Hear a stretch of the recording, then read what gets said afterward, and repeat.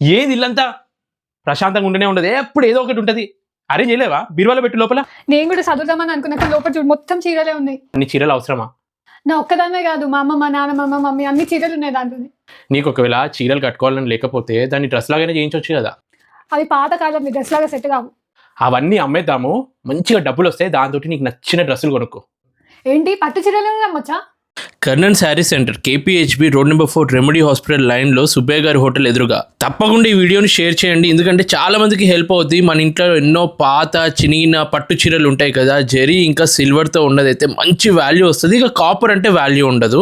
అద్వితి మొత్తం 4 చీరలకి తీసుకెళ్ళింది, అందులో ఒక చీర చినిగి కూడా ఉంది చూడండి. 3 చీరలు అయితే మంచి క్వాలిటీ తోటి ఆల్మోస్ట్ 30,000 దాకా వచ్చింది. ఇక 4th చీర చూడండి, అందులో కాపర్ ఉంది, సో దానికి వాల్యూ లేదు.